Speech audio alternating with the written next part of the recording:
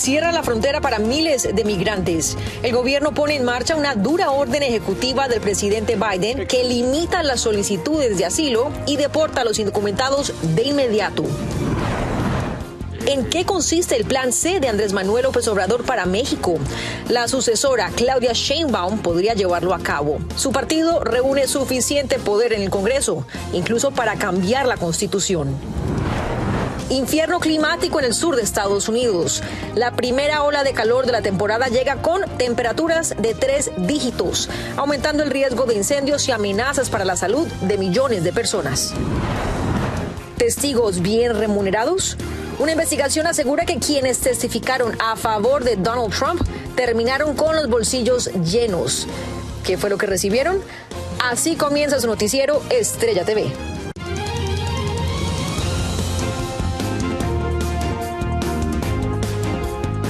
Hola, ¿qué tal? Buenas tardes. Bienvenidos a su noticiero Estrella TV. Les saluda con muchísimo gusto Nurmila. Gracias por su compañía.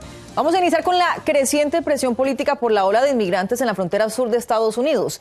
Por eso, el presidente Biden firmó una drástica orden ejecutiva que desde hoy cierra la frontera y restringe solicitudes de asilo. En Washington, D.C., Alfredo Miranda nos cuenta más.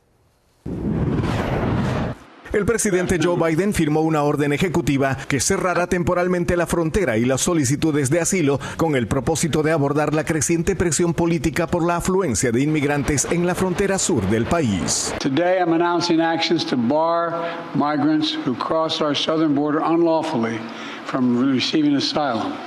Migrants will be restricted from receiving asylum at our southern border unless they seek it after entering through an established lawful process.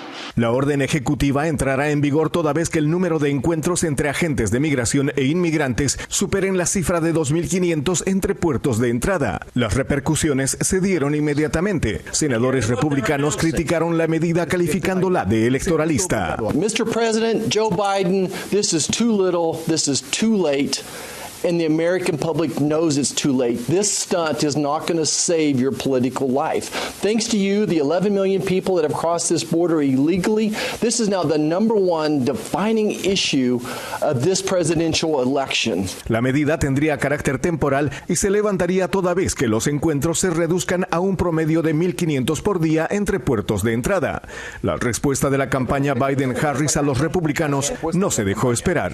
Lo primero que hay que decirle a estos republicanos esta es una consecuencia de sus acciones, de la falta de acción de los republicanos, de la falta de los republicanos de querer trabajar con el presidente Biden, con el Partido Demócrata para encontrar soluciones. Esto es culpa directamente de los republicanos que han bloqueado directamente cualquier posible solución. La orden ejecutiva también incluye excepciones humanitarias similares a las incluidas en el acuerdo fronterizo bipartidista que fracasara en el Senado, incluidas aquellas para niños no acompañados y víctimas de trata de personas. Desde la perspectiva política, analistas republicanos consideran que la medida no tendrá mayores consecuencias. Bueno, yo no creo que va a tener ningún impacto contra él, pero tampoco lo va a ayudar con los votantes.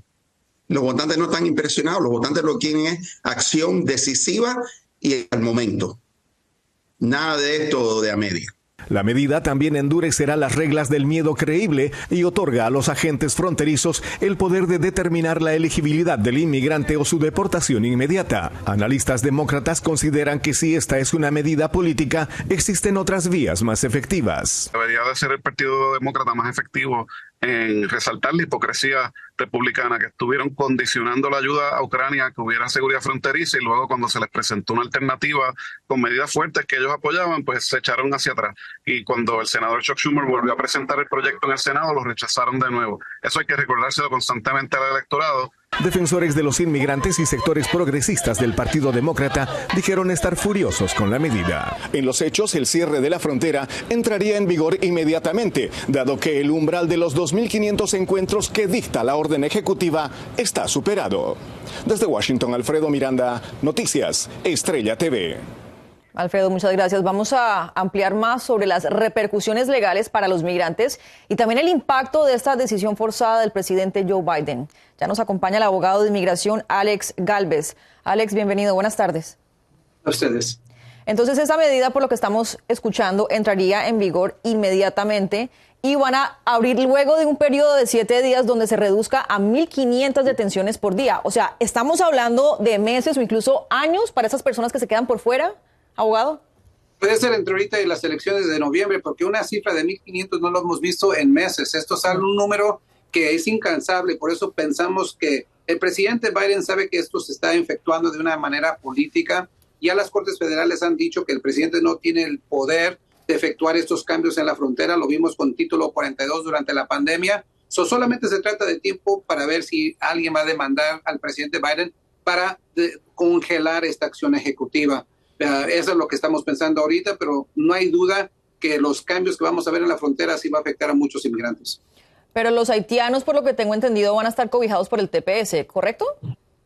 Sí, las normas, eso de TPS y los amparos que existen van a continuar aunque esta acción ejecutiva se va a implementar. Yo estoy hablando de los inmigrantes que están usando y utilizando el CBP-1 para poder entrar. Niños que vienen no acompañados no van a ser exentos, mamás solteras que vienen y esos que tienen casos muy fuertes de asilo, que es obviamente corren en peligro si los deportan al país natal. Yo estoy hablando de personas que vienen baleados, heridos, apuñalados. Esos casos todavía se van a respetar. ¿Por qué? Porque Estados Unidos ha prometido a nivel internacional que sí va a tener una vía hacia el asilo. Pero dijeron que van a subir estas condiciones o que van a ser mucho más rígidos a la hora de establecer qué condiciones constituyen un caso de miedo creíble, ¿correcto? Sí, no hay duda. Por eso los que entran van a ser rechazados si no es un caso obvio que es para el asilo, si no hay evidencia contundente. Por esas razones, si sube las cifras de más de 2.500, casi se pueden asegurar que la mayoría de inmigrantes van a ser rechazados y regresados a México. Entonces van a ser regresados al cabo de cuánto tiempo. Inmediatamente. Esta administración quiere mandar un mensaje a Latinoamérica que la frontera no está abierta, que esta administración va a tomar acciones muy extremas, ya después de que trató de cambiar la situación en la frontera cuando presentó una alternativa, una propuesta a los republicanos y lo rechazaron.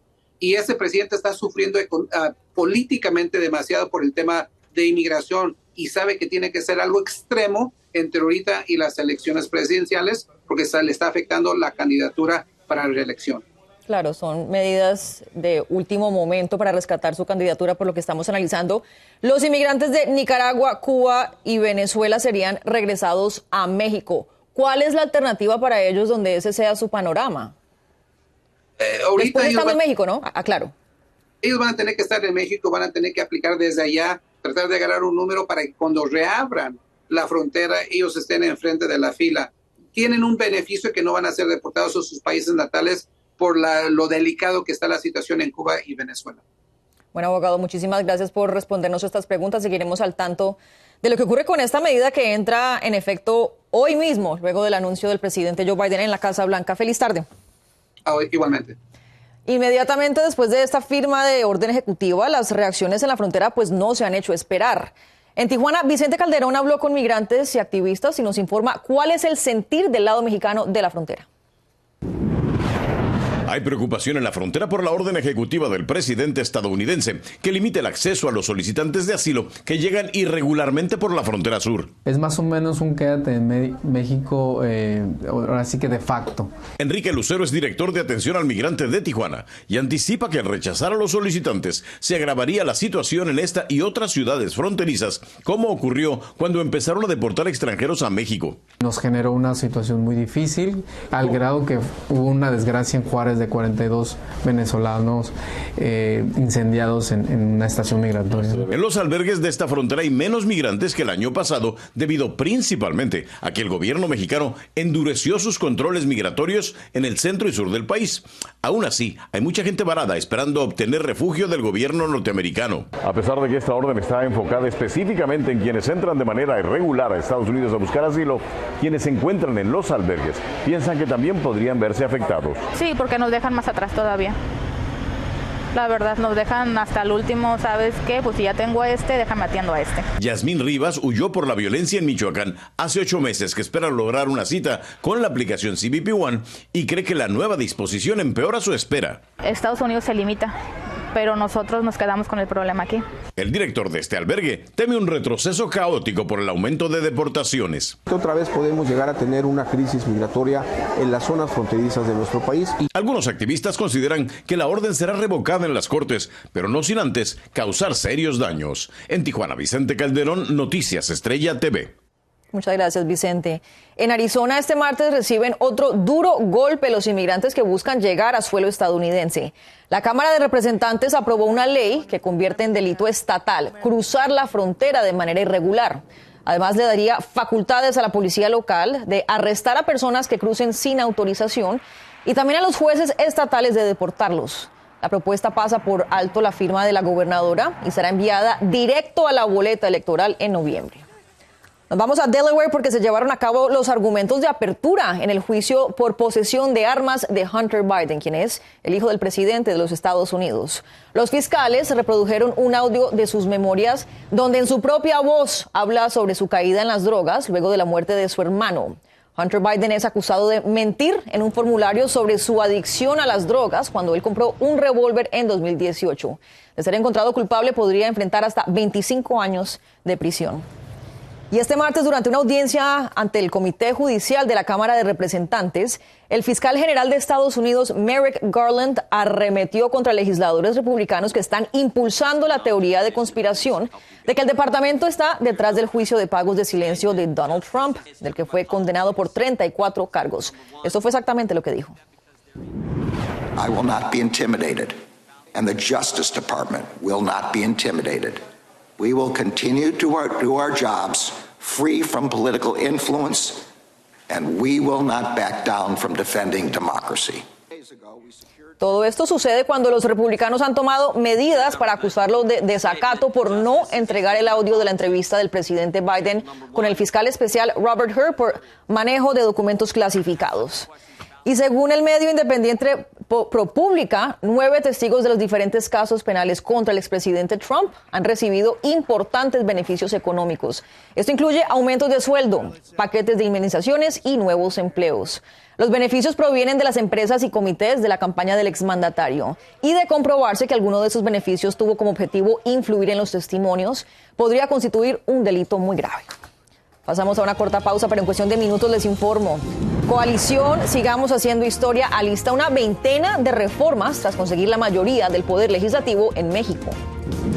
Violencia contra políticos en ese país no termina. Asesinan a una alcaldesa tan solo un día después de las históricas elecciones generales. Y también hay alerta por ola de calor en el sur y oeste del país que alcanzará temperaturas récord. Ya volvemos. Estamos de regreso con las pasadas elecciones en México que también significaron un cambio en el poder legislativo. Claudia Sheinbaum llegará con una ventaja tras conseguir la mayoría calificada en la Cámara de Diputados y una mayoría simple en el Senado. Esto le permitiría a su coalición hacer cambios en la Constitución. Víctor Blázquez nos explica. Respaldó nuestro proyecto. Ya comienzan a planear la probable ejecución del llamado Plan C en México. El presidente López Obrador aseguró que se pondrá en contacto con la virtual ganadora de las elecciones a presidenta del país, Claudia Sheinbaum, para así darle continuidad al modelo político de la llamada Cuarta Transformación. Porque presentamos iniciativas que están en el Congreso. A ver, ¿cuáles de esas iniciativas podemos impulsar? Se tratan de 20 reformas constitucionales que plantean hacer modificaciones en el sistema de pensiones, cambios en el presupuesto electoral en el que se disminuyan los gastos tanto para los partidos políticos como para los organizadores de las elecciones, la reducción en la cantidad de diputados y senadores del Congreso de la Unión, la eliminación del Instituto de Acceso a la Información Pública, que es un centinela de los gastos de gobierno, y que los magistrados de la Suprema Corte de Justicia de la Nación sean elegidos por el voto popular, entre otros aspectos. La doctora Sheinbaum se comprometió a llevar un gobierno responsable. Quiero decirles a todos que vamos a actuar con diálogo, con armonía y con mucha responsabilidad.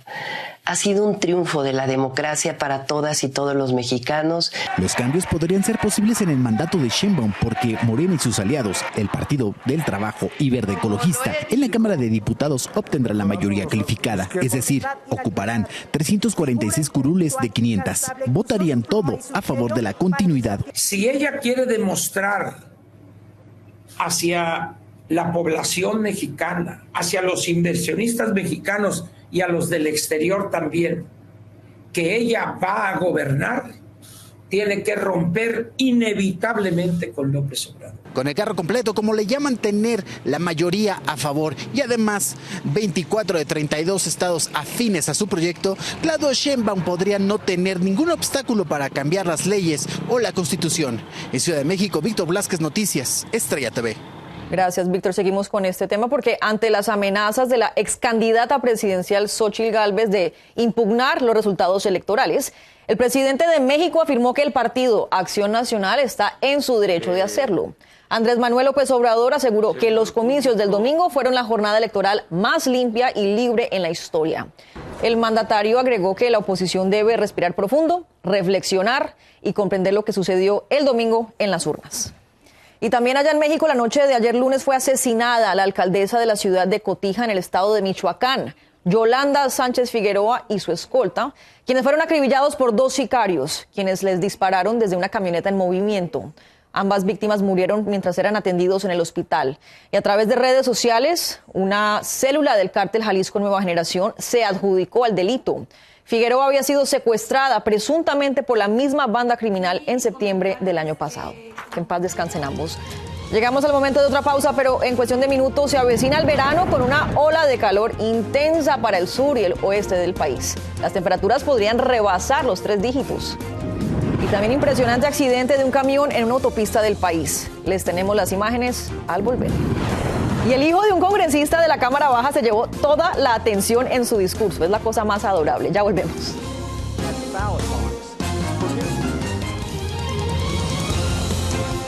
Continuamos con una extrema ola de calor desde el sur de Texas hasta la costa oeste del país, poniendo en alerta roja a millones de estadounidenses.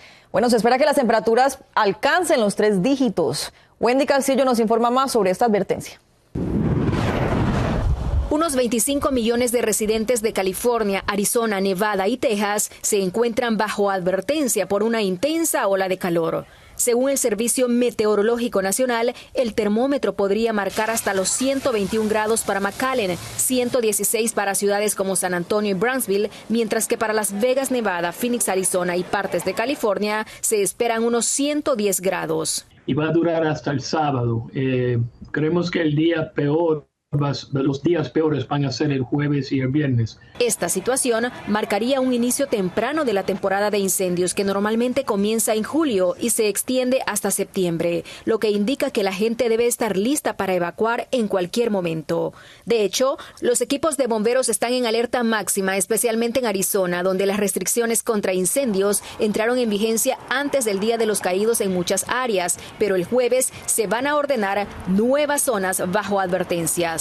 Por otra parte, los expertos alertan que las altas temperaturas durante esta semana podrían tener un impacto significativo porque las personas aún no se han adaptado al calor. This is an early season heat wave and represents a fairly sudden transition from milder conditions this spring. So some places may see record-breaking heat for early June. The same numbers might not break records at the peak of the season, but once again, it is still pretty early. Ante estas peligrosas temperaturas, recomiendan mantenerse en lugares con aire acondicionado para evitar golpes de calor. Si salen, que tienen que trabajar afuera, que no salgan por mucho rato y más importante, que toman una cantidad de agua. Según el pronóstico de la Administración Nacional Oceánica y Atmosférica NOAA, se espera que este 2024 sea uno de los 5 años más cálidos de la historia registrada y tiene una buena posibilidad de ser el más caluroso de todos. Wendy Castillo, Noticias, Estrella TV. Hay que estar supremamente alertas para no sufrir de golpes de calor y desparramarse en cualquier lugar. Vamos a seguir con momentos de terror que vivieron personas a bordo de un globo aerostático cuando este chocó contra cables de alta tensión. Esto fue durante el fin de semana en Indiana. En el video grabado por una persona que pasaba por el lugar, se puede observar un destello de luz cuando el globo hace contacto con líneas de electricidad. Aquí 2 pasajeros y el piloto a bordo de la canasta sufrieron quemaduras graves y fueron trasladados inmediatamente al hospital.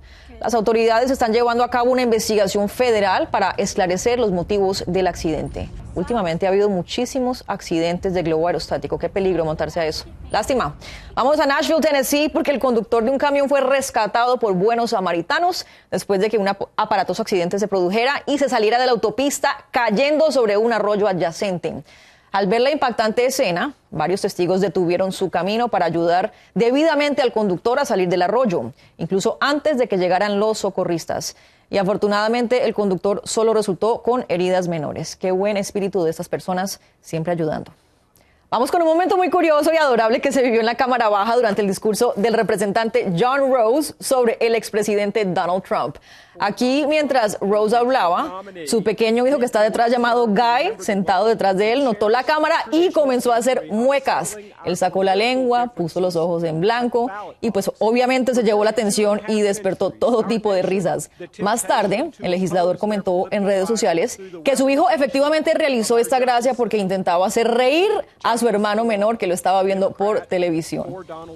Bueno, ahí está el adorable y travieso hijo que hizo bastante agradable esta sesión hablando sobre el presidente Donald Trump. Yo soy Nurmila y con esto me despido. Feliz día. Nos vemos mañana.